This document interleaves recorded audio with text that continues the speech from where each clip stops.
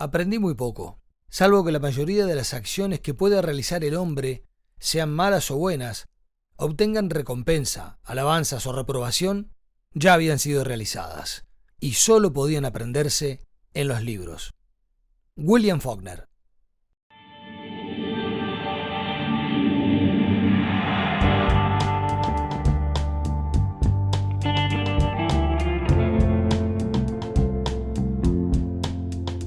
La Tierra Dividida. Conversaciones sobre libros.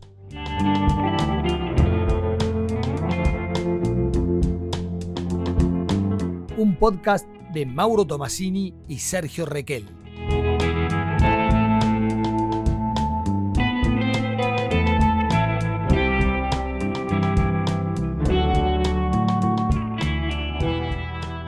Se lleva todas las noticias de la muerte del Indio Solari, pero había traído dos antes de esto. Había traído, a mí me parece una de las mejores novelas gráficas que leí. Yo no leí tampoco muchas novelas gráficas, pero murió la autora de Persépolis, Marjani Satrapi, que unos 56 años, que bueno, que es excepcional esa novela, y la película también, ¿no? Que la hizo ella también. Sí, murió Edgar Morin también, ¿no? Murió Edgar Morin también. 105 años, apenas. ¿Cómo escribió ese cristiano? ¿Cómo escribió ese cristiano? No sé si está bueno decirle cristiano, pero bueno. Y qué difícil que es difícil. Sí, sin duda hoy la noticia es el Indio, se va un ícono, ¿no? de los 80, 90. Es ¿no? uno de los íconos, sí, totalmente. ¿Y qué pasará en Argentina en las próximas horas, digamos? Hoy entrevistaba a Lalo Mir y decía, en Argentina puede pasar cualquier cosa, ¿no? Él no estaba en Argentina en ese momento y le preguntaba, bueno, fue uno de los pocos que entrevistó al Indio Solari, ¿no? Hay que recordar que Solari de muy joven mantuvo una postura bastante transgresora y por fuera de los circuitos comerciales comunes. No fue una postura que tuvo en algún momento, sino algo que perduró en el tiempo. Sí. Si algo tiene a favor es que empezó siendo alguien por fuera asistémico y terminó diciendo, bueno, no vamos a estar en las grandes discográficas, no vamos, bueno, y sin duda mantuvo en su vida personal también una delicada retiro donde nadie sabía muy bien, y bueno, son pocos los periodistas que lograban entrevistarlo, y en general con los que más vínculo tuvo fue con los periodistas de la rock and pop, ¿no? De la década del 80, que claro, fue una radio que marcó un antes y un después con respecto al rock argentino. Sí, totalmente. De hecho, Pergolini es uno de los tipos que lo entrevistó 5 veces, Lalo Mir decía que lo entrevistó 4 veces, que no es que tampoco tenía una frecuencia. No, y creo que además en la última parte, ¿no? Claro. La última época, ¿no? Cuando ya no estaba Malo Redondo, estaba ahí. Exacto. Sí, veremos. Y siempre es bueno después, además, lo que escriban los argentinos, porque los argentinos escribiendo ensayos sobre personas, culto, ¿no? Popularidad, son muy interesantes. Y bueno, un icono, espero que termine todo bien, cosa que no creo, pero bueno. Sí, es lo más complicado. Es lo más complicado. De pensar hoy que en Argentina... Es un problema, realmente es un problema todo, ¿no? Todo yo pensaba hoy, porque además el hijo es relativamente chico también, digamos, ¿no? O sea, hace poco leía... No, y estaba leyendo recién página 12, están ya gaseando en Plaza de Mayo. En Plaza de Mayo. O sea, ya hay un enfrentamiento con la policía. Está en varios lugares, pero no, ¿en qué libro leí hace poco? Que cuando iban el de Patricia Bullrich, cuando iban a visitar a Perón, en el cuarto de al lado estaba Evita, ¿no? Embalsamada. Sí, claro. Entonces hay todo un imaginario ahí con respecto a la muerte y todo eso del cuerpo que... Bueno, pues eso Tomás Eloy Martínez, que lo cuenta muy bien en la novela de Perón, ¿no? En Santa Evita. En la novela de Perón. Cuando se sabe, y eso es un hecho, que en España, ¿cómo era que se llamaba el lugar donde vivía? Puerta de Hierro. El Puerta de Hierro. El Puerta de Hierro había una habitación donde estaba el cadáver de Evita, y que además, tanto sea Isabel como López Rega, iban a hacer sesiones de espiritismo. Y eso no es un invento, no está dentro de la gran capacidad que tuvo Tomás Eloy Martínez para narrar, sino dentro de lo que son testimonios que es real. Impresionante. Pero bueno. Pero bueno, Bueno. por ese lado más o menos son las noticias. Yo tampoco... Después murió una cineasta que yo la quiero reconocer porque yo le vi, que se llama Julieta de Molina, que es una española, es una de las primeras mujeres cineastas españolas, que tiene un par de películas muy buenas, con Fernán Gómez, y también murió, ella ya era bastante veterana, digamos, pero bueno, la vi en el mundo del Twitter y... sí, claro. ¿no? Y San bueno, Twitter, San X. Ahora no, seguimos hablando de Twitter nosotros, digamos, y no, ya hace un claro, tiempo prudencial, ¿no? Que nos falta taringa en cualquier momento. empezamos a hablar de nombre de calle, ¿viste? Claro. O sea, que se nombraba hace 30 años. Bueno, en fin, ¿ha podido leer? Vos sabés que he leído. Yo voy a reconocer una cosa. Yo traje lo mismo que... He leído bastante, y sin ahí. embargo no logré No, leer y algo bueno, que es lo que hay. me convenciera para reseñar. Terminé usando más el descarte, reconozco. Pero es cierto que cada vez es más complicado conseguir algunos títulos que conmuevan, ¿no? Sí. Pero bueno, intenté arrancar por dos títulos ahí. Yo cuando, sobre todo en literatura, ¿no? Cuando uno lee, o capaz más literatura, entonces cuando yo me saturo un poco de que ya no hay, pero no saturo en leer, sino saturo que no hay nada en la vista, paso al ensayo, ¿no? Entonces estoy como más el ensayo, estoy, ¿no?, leyendo bastante eso de Stefanoni y todo ese tipo de libros que salen ahora, que son interesantes, de información sobre todo. Yo voy a arrancar con un ensayo. Oh. ¿Qué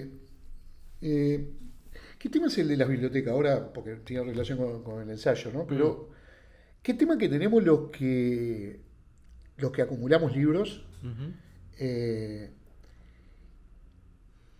¿Y qué tema tenemos a la hora de seleccionar y ordenarlos? Parece una tontería, pero hay momentos donde yo busco algún libro y no lo encuentro. Sí. Y tampoco tengo una casa entera, ¿no? Y también pensaba el otro día cómo quienes acumulamos libros condicionamos en estas pequeñas casas donde vivimos en estos tiempos, que no son aquellos caserones, ¿no? De las viejas casas, no sé, si querés, de cordón, que podías tener una biblioteca grande, extensa y que ocupaba un lugar, sino en estas casas donde vivimos hoy, donde los espacios son bastante comprimidos, donde no hay y pensar que esa biblioteca siguió creciendo, que mis gurises se criaron dentro de una casa donde había ciertas limitaciones, quiero decir, de producto de donde estaban los libros, ¿verdad? Sí. Paredes enteras ocupadas con libros, etcétera, etcétera. Y es he leído en los últimos tiempos varios libros que tienen que ver con esto, ¿no? Cómo organizamos las bibliotecas, qué leer, qué guardar y qué no guardar, y bueno, un montón de cosas que en definitiva... Y el otro día voy a una de las distribuidoras y encuentro un libro de Godot, de Ediciones Godot, que se llama Sundoku, el arte japonés de acumular libros, y quien lo escribe es Taiki Raito Pin, que en realidad no existe, es un colectivo de escritores y lectores, donde seguramente tienen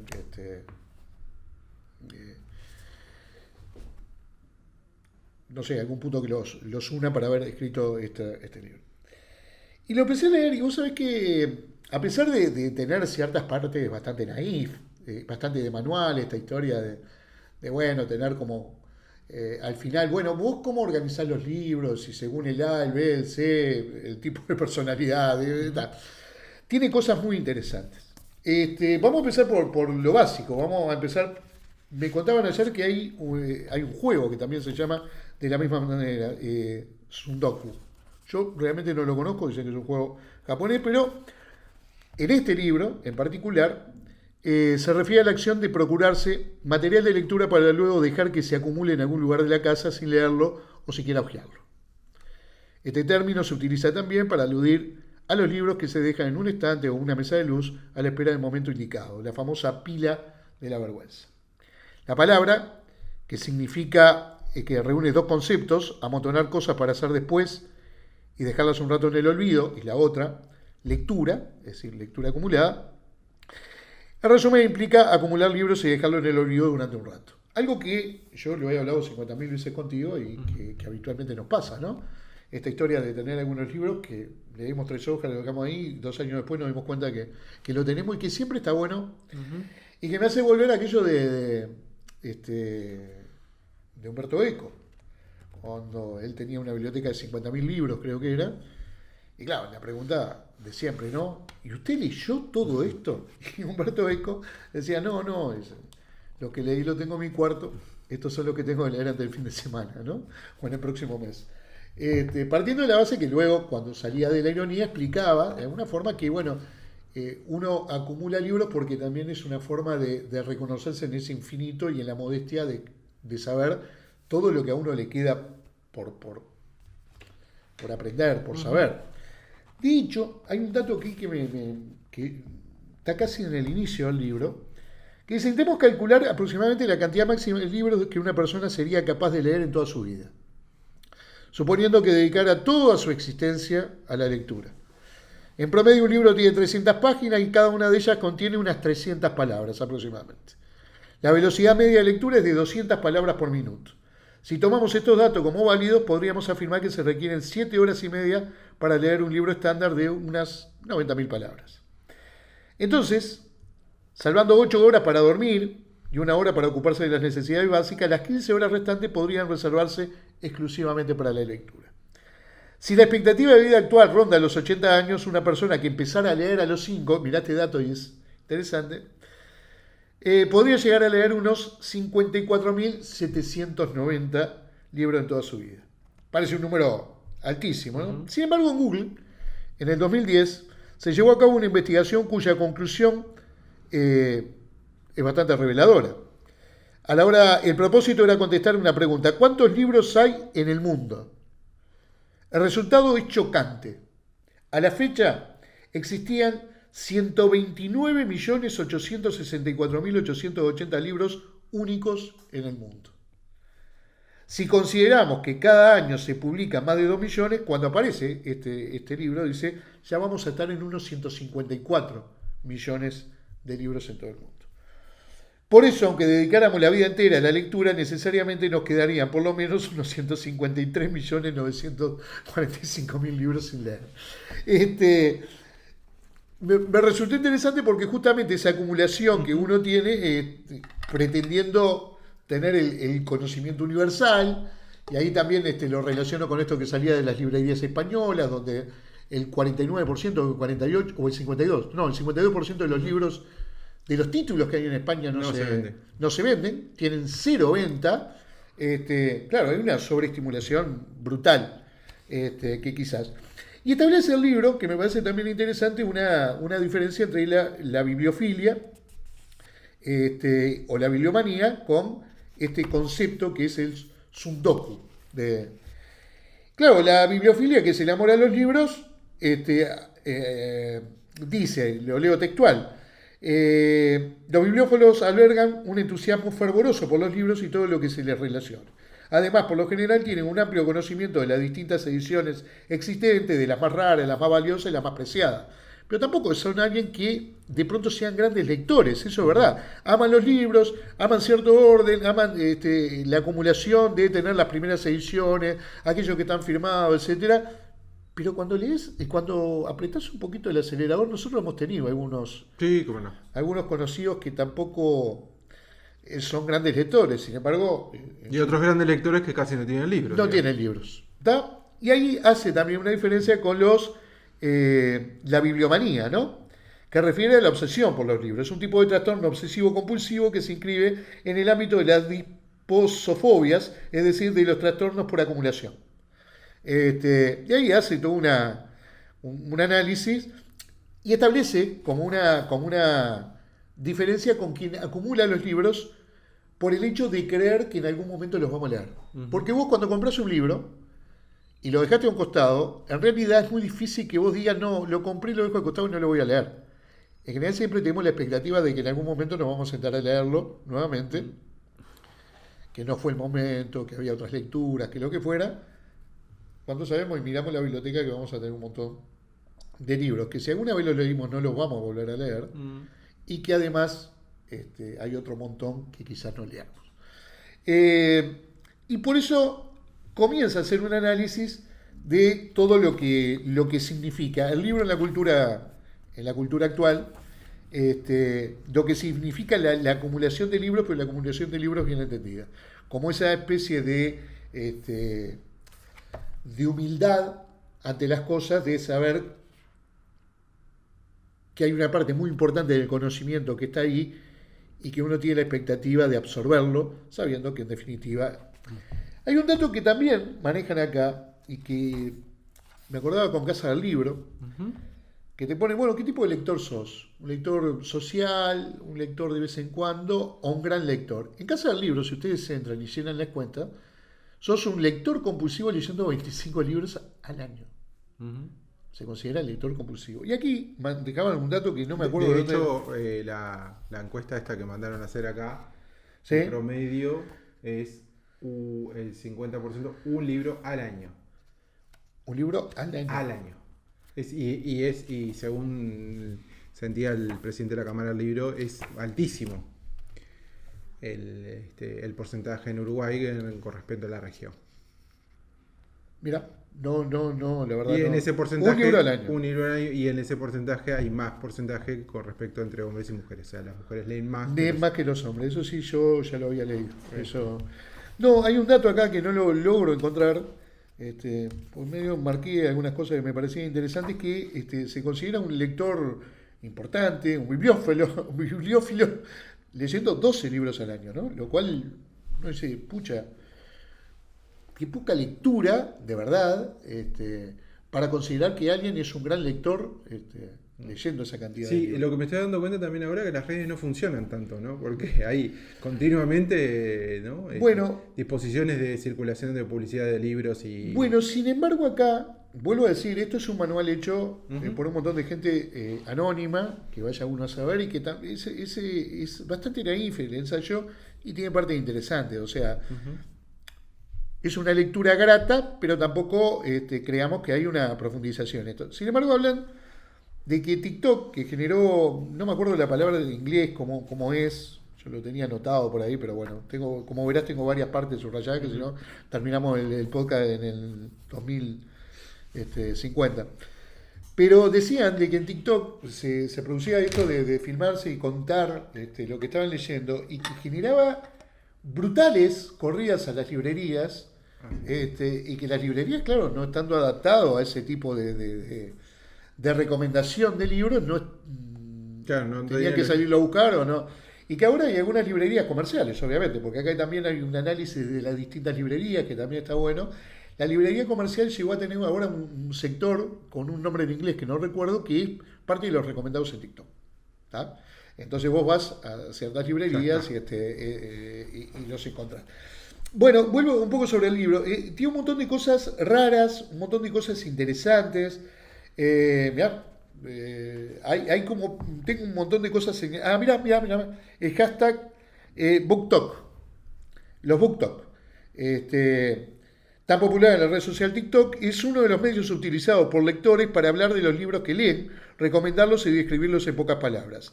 También es uno de los métodos principales para crear tendencias y lograr que algunos libros ignotos peguen un salto hasta los primeros puestos de los rankings de la popularidad. BookTok toma por sorpresa a editores y libreros que a menudo se ven obligados a enfrentarse con una oleada de solicitudes de libros completamente inesperados que habían pasado desapercibidos cuando se publicaron.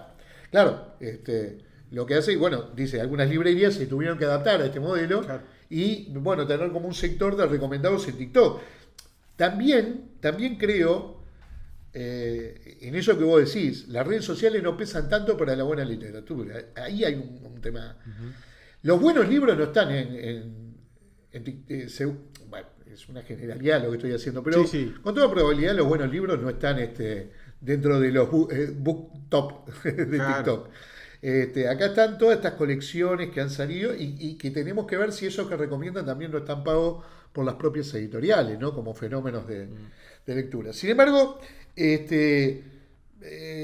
acá hay una librería que en Japón al parecer existe y cuentan acá que es como un lugar alquilado de editores independientes, etcétera, donde vos vas y dejás tus libros y entonces la gente puede ir a leerlos, a investigar, Entonces funciona como un gran lugar donde al menos todas las ediciones independientes, las ediciones comerciales, todas estén en un sitio donde la gente lo pueda...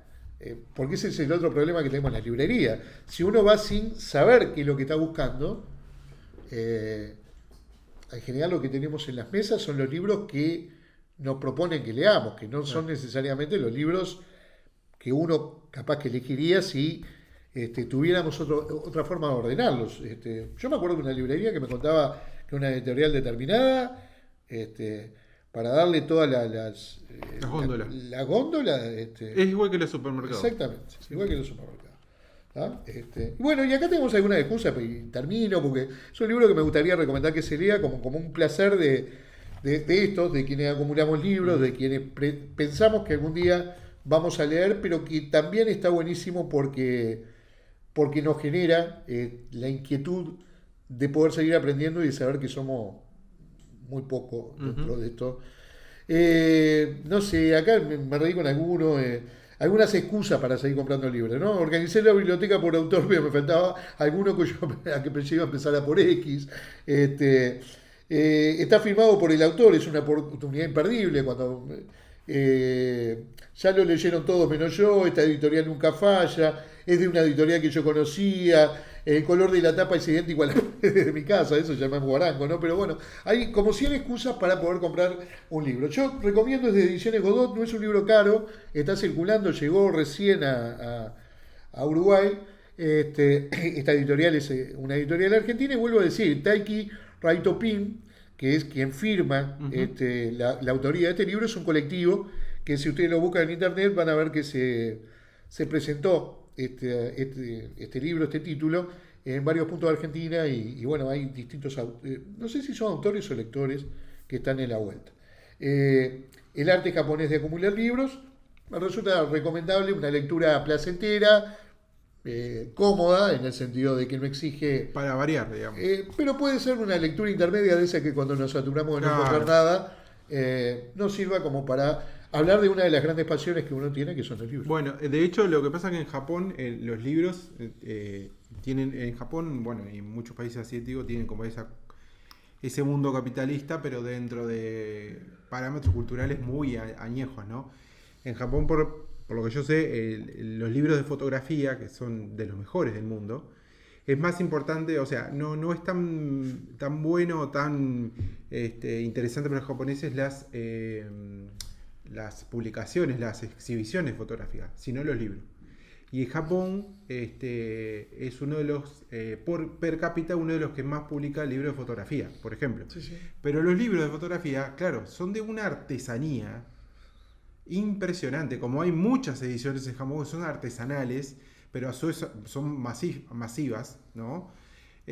O sea, tienen mucho el detalle, no tienen mucho ese tipo de cosas, y es uno de los países que digamos, que tiene todavía esa concepción del libro como artesanía, no tan masivamente. Y después recuerdo de lo que vos decís, recuerdo un artículo de Steiner en Pasiones Intactas, que habla justamente del tema del espacio de los libros y de las bibliotecas, ¿no? Y creo que se llama algo así como la Biblioteca de Praga, si no me creo, ¿no? Que hace todo un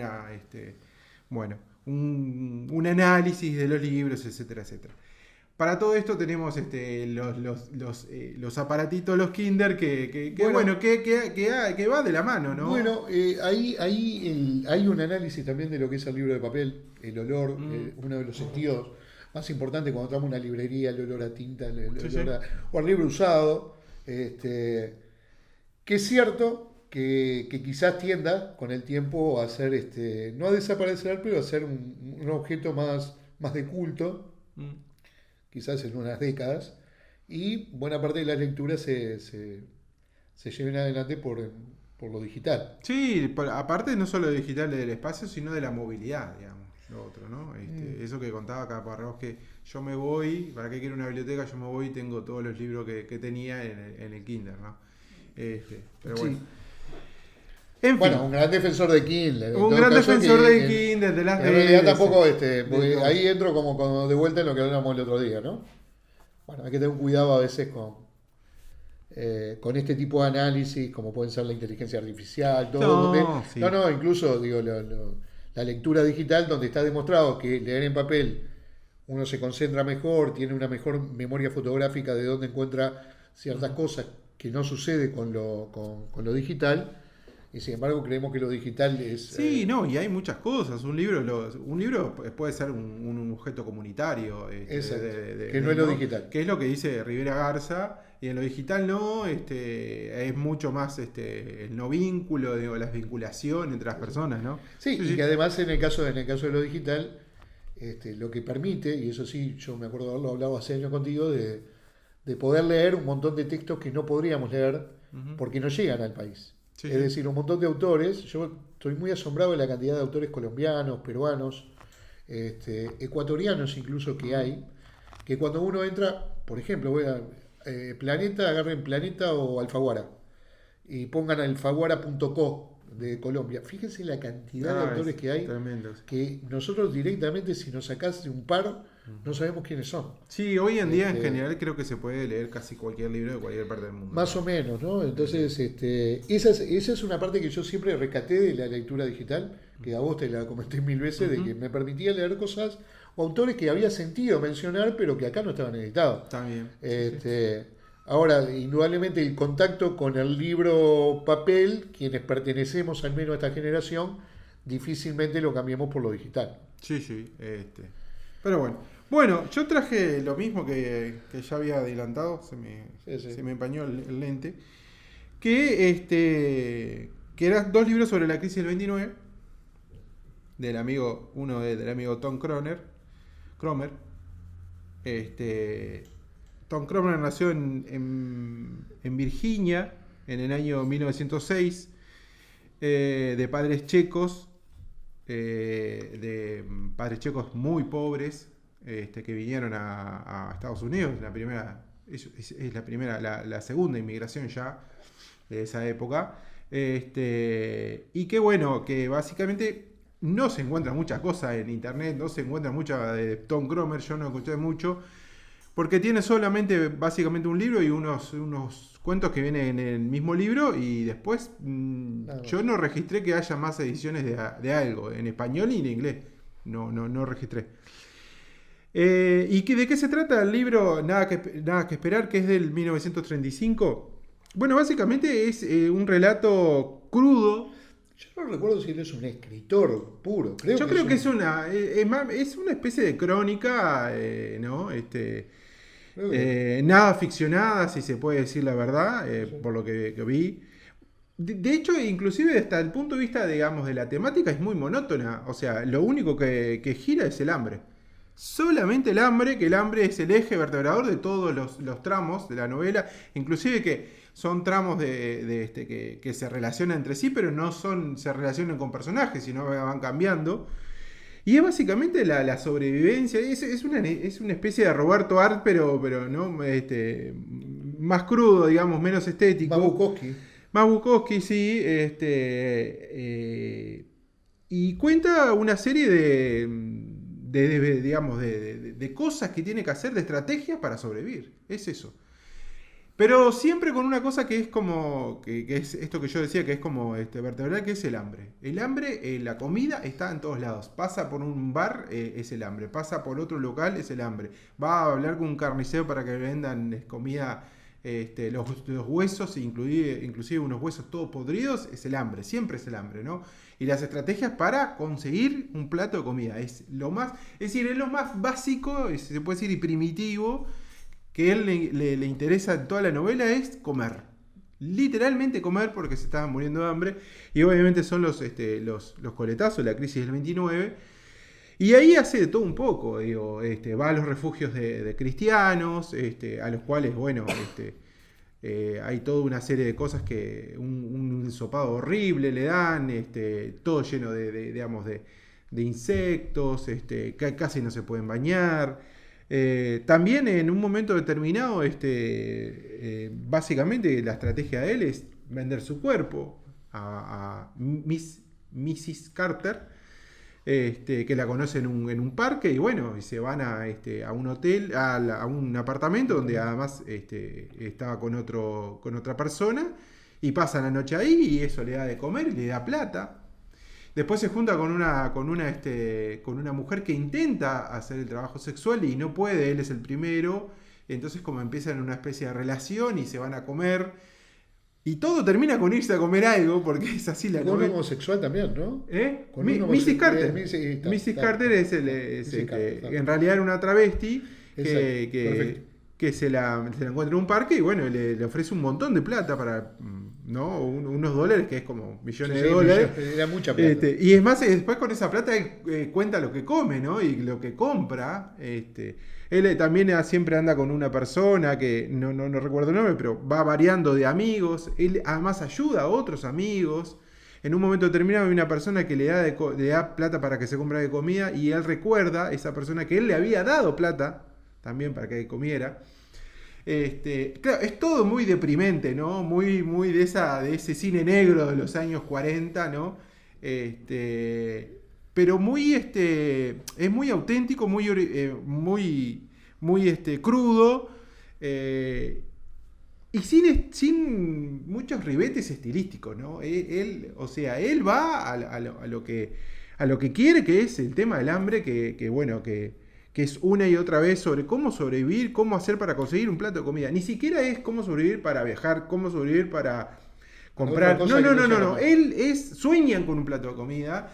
Yo cuando lo estaba leyendo me acordaba de aquel poema de Jean Prévert, que se llama ¿Cómo resuena en la cabeza de un hombre un huevo cascando en un mostrador, ¿no? Hay una persona afuera de un bar, y entonces él mira por la ventana y ve cómo están cascando un huevo para comérselo. Entonces Jacques Prévert dice, ¿cómo resuena en la cabeza de un hombre con hambre el huevo cascando? Bueno, es tal cual, ¿no? Porque aparte él desfila por los lugares pidiendo algo de comida. Creo que hay una parte que él también pasa por unas ventanas y ve a una familia comiendo, y hay una locuración ahí. Digamos, de esas secuencias hay varias, porque claro, entra a unos cafés, ¿no? Donde lo tratan mal. En fin, es una novela muy simple, muy lineal, digamos, no tiene demasiados obstáculos para leerla, pero me parece que es, por lo pronto, de lo que yo leí de la crisis del 29, ¿no? No traje eso porque traje otra novela, pero recuerdo siempre unas cartas de Groucho Marx, que en las cartas de amor, que se llama de Groucho Marx, editado por Anagrama, hay una que Marx es uno de los damnificados de la crisis del 29, y que sale de mañana y antes del mediodía le faltan no sé cuántos miles de dólares en el banco, ¿no? Siempre recuerdo eso también. Pero esta es una novela muy, muy, muy interesante, es de la editorial Sajalín, que se ha encargado de editar este tipo de novelas ¿cómo podemos decir? De urbanas, de crimen, droga, ¿no? Inmigrantes, los repertorios son de ese tipo. De cárceles, persecuciones, ¿no? Muy como el cine negro norteamericano, pero en novelas, ¿no?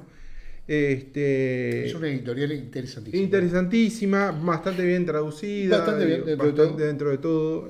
Hay peores y hay mejores. Yo estuve leyendo, perdón que te complemente, sí, porque a mí este libro, como lo leí hace mucho tiempo, me partió la cabeza en ocho quizá por la simpleza de la narración.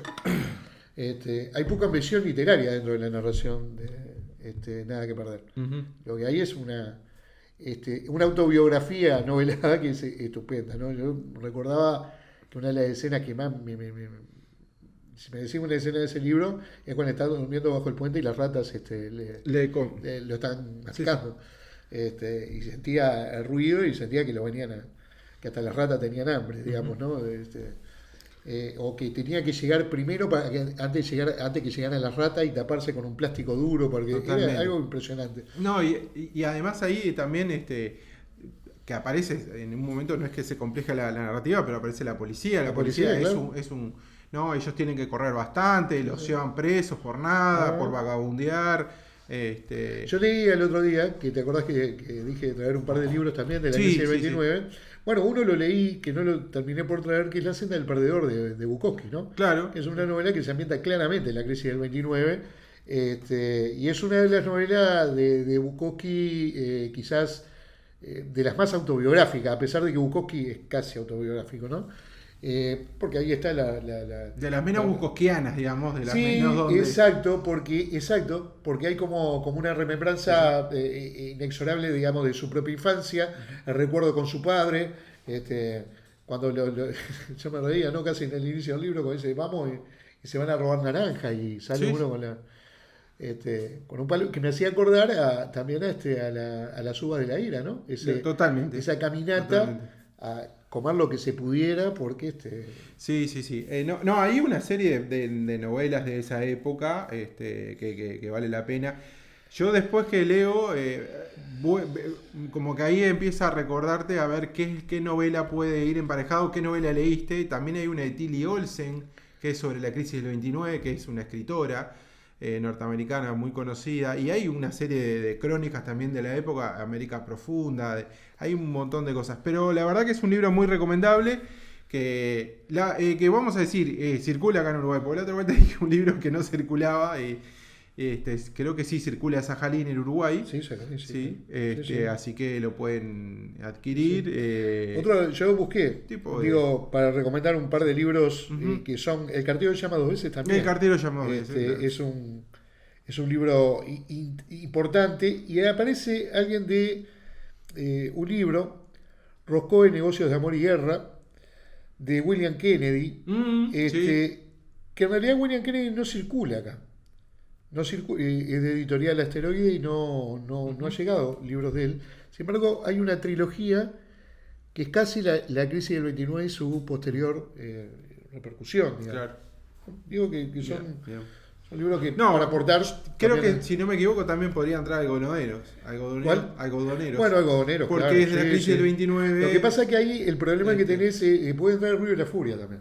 También. Si querés. El tema es los impactos de la ruralidad de Estados Unidos a la vida urbana. Vos no te olvides que Steinbeck es el gran narrador de lo rural, de aquella epopeya y éxodo rural en búsqueda de trabajo hacia las grandes ciudades.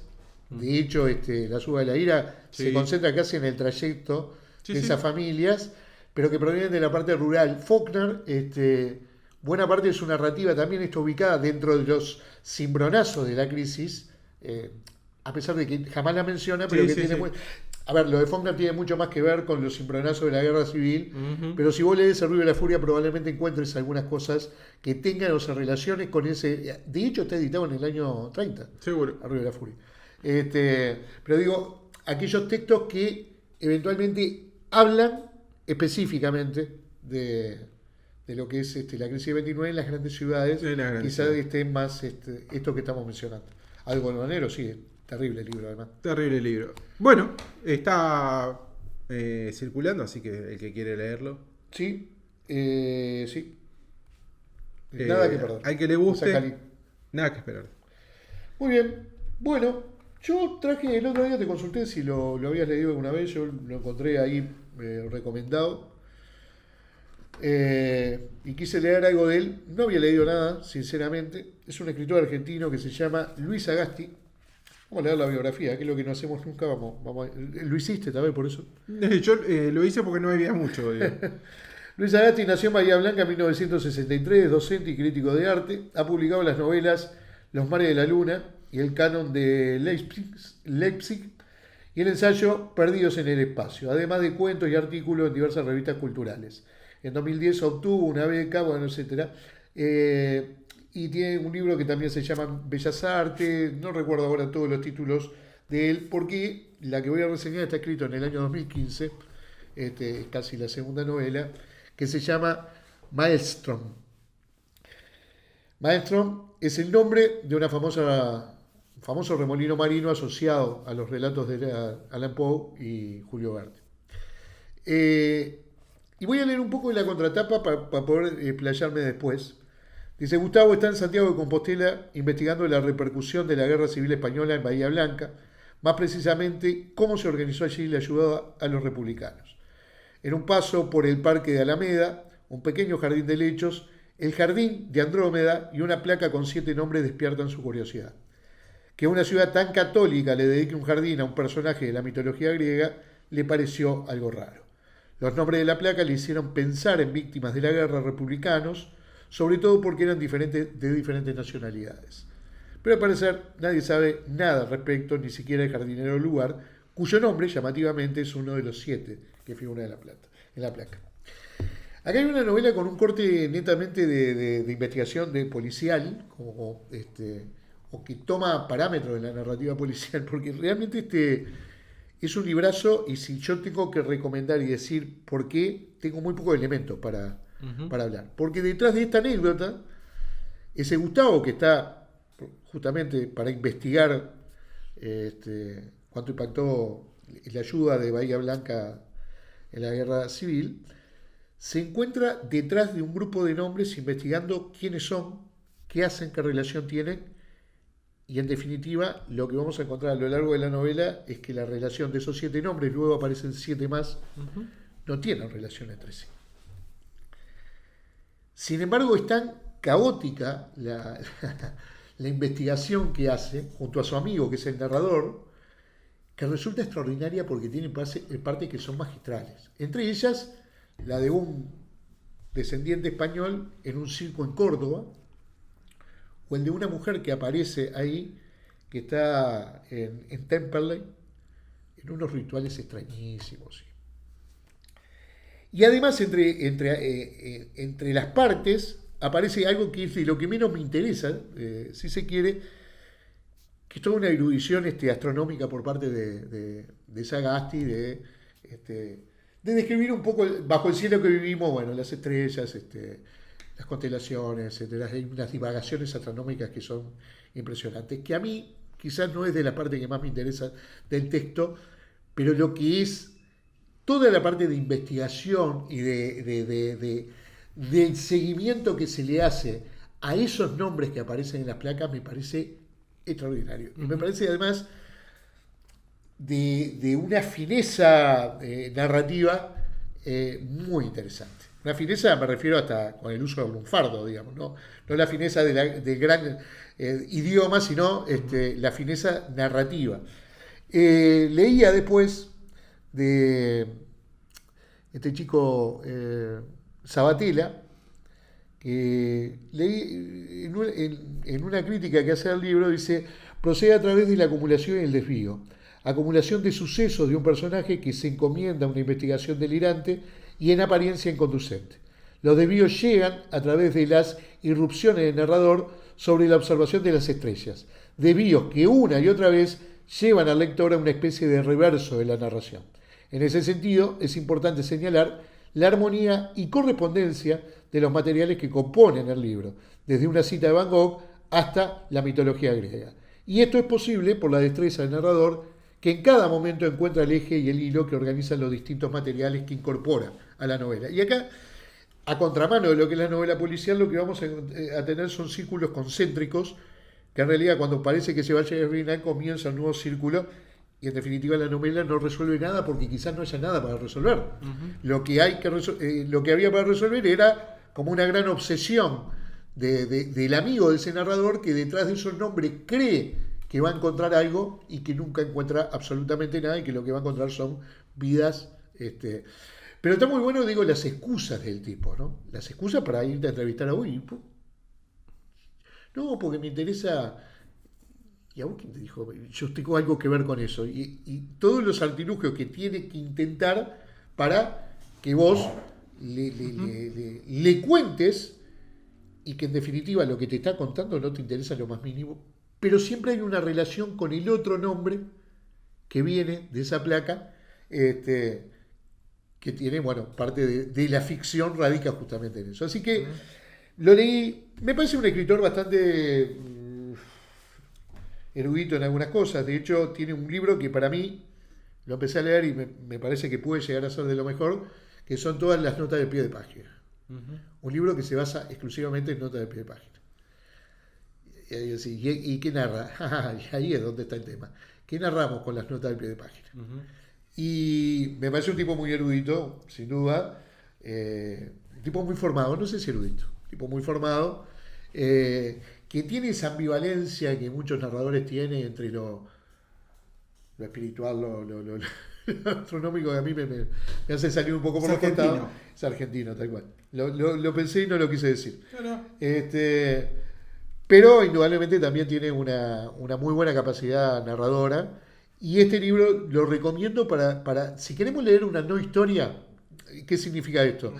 Ese libro lineal donde está el inicio, el nudo del problema y el desenlace. Acá no vamos a encontrar el desenlace. Vamos a encontrar el inicio, el nudo, y el desenlace va a ser parte justamente del propio final de la novela, que es volver a empezar en esos círculos concéntricos de algo delirante absolutamente, que es salir a investigar 7 nombres que nadie sabe de que. Claro, hay una creencia primaria, bueno, estos 7 nombres tienen que ser de algunos muertos de la guerra civil, algunos héroes de la guerra civil, porque mirá, encima hay un nombre inglés, ¿no? Hay las brigadas internacionalistas, todo está en juego. Y en definitiva nadie llega a saber por qué esas placas están en la Plaza de Armas.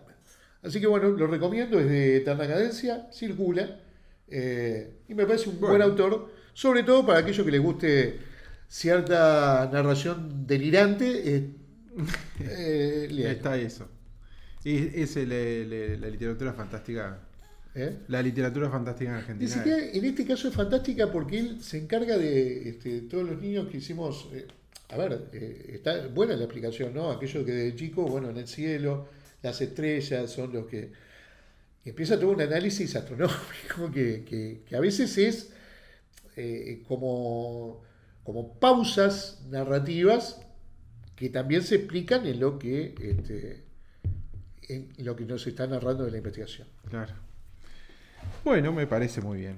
Yo no recuerdo. Yo creo que me preguntaste a Roberto Carriri, pero no. No, de dos, te Luis pregunté. Agasti Luis no me Agasti era uno no. y el otro no es Roberto Carriri, es otro que no me sale el nombre, que te pregunté si lo habías leído No. también. Lo conocía de nombre, está dentro de este grupo de escritores, bueno, Sabatella, él, todo este grupo nuevo de cincuentones, ¿no? Sagasti. Sí, claro, más de 50, ahora tienen ya 60. Están de ese, Sí, ¿no? ya te digo. De la nueva literatura, del post Cohen, los post Cohen, los que estuvieron con Cohen en algún sentido o están medio como de ese tiempo cronológico. Perdón. Sí. Porque te acordás que dijimos que vamos a sugerir algunos libros para leer a pesar de que no los reseñemos. Por supuesto. Nelson Algren. Nelson Aguirre. Algren, léanlo. Un paseo por el lado salvaje es el libro de la crisis del 29, vuelvo hacia atrás, y algo que yo no sabía. Tuvo un gran amorío con Simón de Beauvoir. Es que Simón de Beauvoir tuvo grandes amoríos. Buen hombre. Digo para que lo tomemos en cuenta, para que no se me vaya aquello que habíamos dicho, porque en realidad estaba buscando el nombre del argentino que te dije, del otro argentino, y no lo encuentro y me apareció acá. El que yo te pregunté es Larraqui. Roque Larraqui, que es un argentino que escribió La Come Madre, y yo no la he leído. Hay varios libros, sí, Entropía. No, son dos nada más. En Entropía es el otro. Y bueno, pero ahora lo encontré y sumo. Qué desorden hoy, pero bueno. Bueno, ¿qué vamos a hacer? Con la gripe que anduve. Parece la gripe me dejó distorsionado totalmente. Y bueno, lo que pasa es que ya vamos a pedir que nos vengan a vacunar en cualquier momento. Bueno, yo traje. Heredar riesgo rápido. Sí. Yo traje el otro libro que había dicho, que es un clásico también, que es ¿Acaso no matan a los caballos? A mí me encantó siempre el título de este libro. No es, yo tengo la edición que se ve que la sacaron después de la película, pues Danzad Malditos no es así, esa es la película, pero el original es ¿Acaso no matan a los caballos? Sí, salió de Horace McCoy. El lector de banda. El lector de banda oriental. Lo tengo el lector de banda, así por eso lo digo. Yo lo tengo las dos, creo, pero no encontré el otro, no se encontré este. Que este está en un estado calamitoso, ¿no? Que claro, tiene sus años. Horace McCoy nació en 1895, murió en 1900. 75, ¿no? Longevo, participó en la Primera Guerra Mundial. Creo que era algo así como estaba en la parte de los aviadores. Y bueno, y después hay una literatura que surge después de las guerras mundiales y después de la crisis del 29, que es la literatura, como el cine, la literatura detectivesca, que diría, hay un Peña, que es un cinéfilo argentino, que capaz que no lo recordamos por el ISAT, aquel programa que, sí, claro, que pasaban películas, sí. decía que todas las películas después de la Primera Guerra Mundial eran de hombres que se habían olvidado algo. O sea, y hay un montón. Buena definición. ¿No? Entonces está el hombre que siempre olvida algo. Y él recomendaba una película de un cowboy que había olvidado algo, que era raro porque no había venido después de una guerra mundial. Bueno, entonces se convirtió en un escritor, se convirtió, como en todos muchos escritores en la época, en un guionista. Tuvo muchos guiones, como casi todos los escritores, ¿no? de la época. Capote, Follner, Horace McCoy, Hammett, o sea, muchos fueron guionistas de ese Hollywood de la expansión, ¿no? Sí. El Hollywood de los 40 y los 50, que es su esplendor hasta la década del 60, que además yo voy a ver si lo encuentro, pero una vuelta leí la cantidad de películas que habían hecho y era una cosa absolutamente impresionante, y además de todo el aparato cultural de Estados Unidos, ¿no? También de alguna manera pululaban ahí las películas de guerra anti-japonesas y etcétera, etcétera, ¿no? Uh-huh. Bueno, entonces esta novela es de 1930, de 1975, creo que es. 75, él muere enseguida muere, 1975, y es una novela que ahí me equivoqué, se estructura, se ambienta en la crisis del 29, básicamente, en 1929, en California, ¿no? Digamos, Los Ángeles. Es un local donde hay dos protagonistas que se roban, es Bertan y Gloria Betty, que se conocen ahí en un local bailable que se utiliza como parte de un certamen de baile, cerca además de los estudios, que la idea siempre era mostrarse para que productores vinieran. De hecho, va uno acá, no es Nicolás Rey, es otro, que que aparece en la novela y que los ve, ¿no? Y la idea siempre era de pegar el salto para ir a Hollywood. Pero además hay un montón de cosas. Está organizado como un concurso de baile que en realidad es de resistencia, no es de baile, ¿no? O sea, la gente se tiene que mover y se mueven por días, y que era muy habitual en la época, por días bailando, descansando, comiendo mal y bailando de vuelta. Y además de eso, había gente que va y patrocina a los participantes, como empresas que le dan pegotines que tienen la marca de jabón o la marca de esto, para que rueden a su vez, porque claro, son días y días y meses que están bailando, casi hasta la muerte, para que la demás gente que va los mire y vean su publicidad. Es un reality show, es decir, no sé si es el primero, pero es el primero. Casi el primero, sí. ¿Ah? Y la novela se trata nada más que eso. Hay partes excepcionales y aparte está muy bien escrita, porque inclusive el organizador, que es un gángster, o sea, un gángster en el sentido no es que sea mafioso, pero es una mafia, como lo organiza, en un momento determinado, él, claro, ¿qué hace? Empieza a intervenir para que sea más emocionante. Y a ellos dos le dice, bueno, ustedes dos se van a casar. Ellos se habían conocido recién en ese local, ¿no? Porque todo también arranca cuando uno de ellos, el hombre Robert, queda como ahí ambulando y le dice, che, bueno, ¿querés participar? Porque Betty, el compañero de él, estaba mal de los pulmones y no podía competir. Entonces, en un momento determinado, la novia dice, ustedes se van a casar. Porque eso nos da como, ¿no? No, ¿cómo nos vamos a casar si nosotros no tenemos nada que ver? Y ese tipo de cosas iba haciendo, ¿no? O cambiar las reglas. Hay una excepcional frase ahí, porque además escribe muy bien, que le dice, ella le dice, pero usted no puede cambiar las reglas, no me acuerdo por algo, le dice, no, porque yo tengo que ser creíble para las personas. O sea, el baile tiene que ser creíble, ¿no? ¿Y qué hacen? Básicamente bailan todo el tiempo, les hacen pruebas. Por ejemplo, hay una prueba que hacen como una especie de pista de atletismo que tienen que dar vueltas y vueltas, y los que quedan después de los que llegan tarde quedan descalificados, casi hasta la muerte. De hecho, una de las cosas es que hay muertes en el concurso de baile. Pero la novela, como ya habíamos dicho, en realidad comienza con el final. O sea, nosotros sabemos qué es el final. Por supuesto, otra de las cosas más interesantes de la novela es que detrás de los personajes está la tristeza más honda y terrible que hay. Porque inclusive Betty hay una relación con un aborto, o sea, que no se cuenta nunca, pero que sí se cuenta a través de otra participante que está embarazada. Una participante que está embarazada de 8 meses que le dice, pero bueno, tenés que concursar. Betty le dice, y se arma lío. Digo, no, yo tengo que comer, necesitamos ganar esto, porque, ¿no? Que además era $1.000, pero esos $1.000 iban descontando la comida que le daban cuando descansaba 4 horas, o sea, le quedaban 50. Bueno, y siempre en eso aparece, por ejemplo, la novela, y empiezan a contar las vidas de ellos, pero en muy pocos párrafos. O sea, es realmente maravilloso, porque la novela esta no tiene más de 100 páginas. No tiene más de 100 páginas, ¿no? Y ahí hay toda una serie de cosas que aparecen en los dos personajes. Pero la novela, como ya dijimos, empieza por el final. ¿Y el final cuál es? Y el final hay que contarlo porque, o el principio hay que contarlo porque es el final. Cuando ella le pide a él que le pegue un balazo. Así empieza la novela. Se lo llevan preso y a él le preguntan, que yo creo que lo había marcado, a él le preguntan, ¿por qué hiciste eso? Porque ella me pidió que lo hiciera. Le preguntan a los policías. Y ahí empieza la historia del baile, ¿no?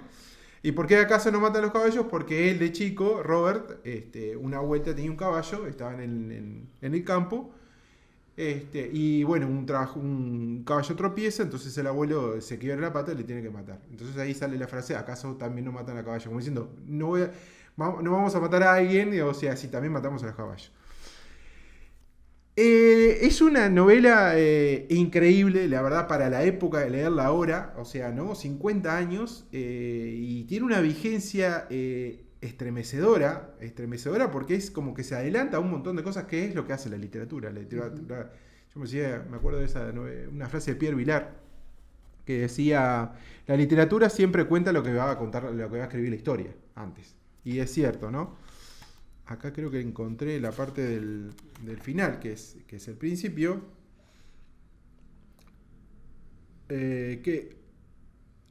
Están los dos juntos y dice, tenía la pistola en la mano, Robert, ¿no? Muy bien, dije a Gloria, cuando tú quieras, estoy preparada. ¿Dónde? Aquí, a un lado de la cabeza. El muelle se estremeció al recibir el golpe de una ola. ¿Ahora? Sí, disparé. El muelle volvió a estremecerse, el agua hizo un ruido de succión y resbaló nuevamente hacia el océano. Tiré la pistola por encima de la barandilla. Un policía iba sentado a mi lado en el asiento posterior del coche y otro conducía. Corríamos a gran velocidad y la sirena chillaba. Era la misma sirena que hacían servir para despertarnos en la competición de baile. ¿Por qué la has matado?, me preguntó el policía que iba sentado a mi lado. Ella me lo pidió. ¿Oíste bien, Ben? Es un muchacho servicial, dijo Ben. ¿Es esto lo único que puedes alegar? ¿Acaso no matan a los caballos? Ese es el final. Pero es exactamente igual al principio. A mí me parece realmente excepcional la novela. Yo la leí, la volví a leer de vuelta. La volví a leer. Y realmente me parece increíble. Y es de esas novelas que uno lee después de mucho tiempo y bueno, y dice, esto es un novelón. Pero es un novelón de primer orden, la verdad. Sobre todo por las cosas que se cuentan por detrás de lo que se cuenta la historia del baile, porque también hay historias de él que se van a contar, pero son cortitas, son cosas muy... Hay una economía del lenguaje en él que realmente impacta, y es muy de impacto, ¿no? Es muy de esa novela policial de impacto, ¿no? No es mucho más estilística que la otra novela, pero que condensa todo en 4 o 5 páginas, ¿no? No deja escapar nada. Yo calculo que también es porque calculo que han aprendido de hacer guiones que tenían que ser muy escuetos. Claro. Y creo que me parece que eso le da es un cross a la mandíbula realmente. Y además se lee una página tras otra, o sea, en un rato se lee. Y esta novela, además de estar en Banda Oriental, como dijo Sergio, está en cuanto quieran boliche que hay, se encuentra en unas cuestiones baratísimas. Yo no sé, creo que, si mal no recuerdo, no creo que no. Es otra Horas McCoy porque encontré hace relativamente poco todos los títulos que recomendó el amigo Piglia en aquella colección de la novela policial. Ajá. Y no está Horas McCoy, está Horas McCoy, pero no está esta novela, están otras novelas. Claro, Piglia te dije unas novelas que eso es lo que él conoce, ¿no? Pero él hablaba muy bien de Horas McCoy y de esta novela que le encantaba mucho. Que bueno, que nada, que a pesar de Piglia se resuelve todo, digamos. Sí, porque sí. no es una novela policial, digamos, ¿no? Uh-huh. En el estricto sentido. Pero la verdad es una novela excepcional. No. Hace rato que no leía hace mucho que no la leí, ¿no? Pero hace rato que no leía una novela de hace tanto tiempo que me fuera tan placentera volver a leerla y decir, claro, con las herramientas que yo tengo ahora, capaz, le veo muchas más cosas. Esta situación de la relación con la madre y la niña, de la protagonista, es espectacular. Uh-huh. Es realmente muy, muy, muy bueno. Así que bueno. Yo lo leí cuando lo sacó Banda hace mucho tiempo. Sí, la he sacado en varios ciclos, Banda. No me acuerdo, lo tengo en uno nomás. En el colorido, sí, pero sí, está anteriormente, viste. Una gran novela. Una gran novela, Y creo que si no me equivoco está en RBA. Viste que hay una colección de RBA que la amarilla esa, sí. Que son los clásicos, está La jungla del asfalto, yo qué sé, el halcón maltés y bueno. Sí. Pero bueno. ¿De qué nombre nos estábamos olvidando para hablar de la crisis del 29 también, no? También, claro, sí, hay un montón de... Dashiell Hammett. Sí. Chandler mismo, digamos, todas sus novelas, si bien no hablan de la crisis, se inspiran en buena medida en todas las consecuencias. Y bueno, ahora el 29, ¿no? Se cumplió fecha del fallecimiento de Netti. 29 de mayo. 29 de mayo, y de las muchas fotos que hay, él sale leyendo novela de Chase. Sí, claro. ¿No? Que le encantaban, y Chase sí es uno de los grandes. Y además, claro, también ahí hay una cuestión que uno después se empieza a revisar ahora, que sí, creo que hay una crisis del guión en las películas.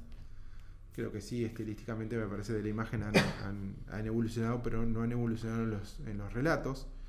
Y uno ve las grandes películas de la década del 30 y 40 norteamericanos, y claro, unos guiones tenían que... Bueno, que estaban haciendo mamita, guiones ¿no? también, Faulkner, Hemingway. Sí, el mismo Sartre. Grandes escritores. Vos sabés que buscando a Nelson Algren, me quedé con esto como enganchado, pero es un dato, ya que dimos el nombre del libro, que estaría bueno que si lo consiguen puedan leerlo. Yo no lo terminé y por eso no lo quise reseñar. Es un librazo con cierta complejidad narrativa, pero dice que bueno, empezó a escribir en 1933 mientras trabajaba en una gasolinera en Texas. Desde muy joven se identificó con los perdedores y los marginados que luego poblaron sus libros. Su radicalismo político lo puso en el punto de mira del macartismo y del FMI. En 1935 publicó su primera novela, le llegó el National Book Award en 1950, que es la novela de la historia de un morfinómano y veterano de la Segunda Guerra Mundial. Tras publicar Un paseo de rasgos salvajes en 1956, intentó suicidarse. Casado en 2 ocasiones, vivió una apasionada relación con Simone de Beauvoir, con quien viajó por Latinoamérica y España. Cuando Simone de Beauvoir murió en 1986, fue enterrada llevando el anillo que le regaló a él. No, esos datos que uno le pasa como desapercibido y que pude leerlo en la contratapa, si no me hubiera enterado. Es más, descubrí el gran producto de estar buscando libros o ficciones que aludieran a lo que era la crisis del 29. Llegué a él, no, es Galaxia Gutenberg, además, una editorial que acá circula, pero no lo tenía dentro ni de los autores leídos, ni lo tenía tampoco como... Volví a decir el nombre, a ver. Nelson Algren. A-L-G-R-E-N. Algren. No sé si se pronuncia así o cómo se pronunciará en inglés, pero se escribe Nelson Algren. Así que si pueden leerlo, esa en forma particular. Hay 2 que circulan acá en Uruguay, en particular esta que alude directamente a la crisis, con una narrativa un poco más densa. Ujú. Así que bueno, hemos logrado... No, hay un montón de... Y hoy las novelas que nos faltan en la crisis de 29, que uno no sabrá, ¿no? Porque... Bueno, creo que volvamos, digamos, a los 54 millones de libros Dicho que sea de no paso, vamos a igual leer. hay una... no, para terminar, que iba a decir una cosa antes, porque si no después se me va a olvidar, esto como los libros, después no los leí, después te olvidas dónde estaban y fuiste. Pero leyendo este libro que reseñaste primero, que no tiene que ver, pero no tiene que ver con las bibliotecas, hay un libro de anagrama que era de los primeros que quería traer, pero para finalizar o para empezar los ciclos, que se llama ¿Cómo hablar de los libros que no leíste? Ajá. Es excepcional, porque además él es de las tapas negras, anagrama, es viejo ya. Exacto. Y él hace toda una especie de codificación. Si vos leíste tal cosa, si no leíste tal otra, si no leíste nada. Ah, ¿sí? Es un libro de 300 páginas. Ah, mirá. Es excepcional, pero es un libro o sea, Sí, yo sí, leí, sí. ¿no? Pero siempre dije, ¿cómo era aquel libro? Yo tengo que llevarlo porque, claro, es como el métier de la cuestión. Hablar de los libros que uno no leyó. Que es formidable. O sea, bien de Borges, ¿no? O sea, Es porque- La Tierra Dividida. Conversaciones sobre libros.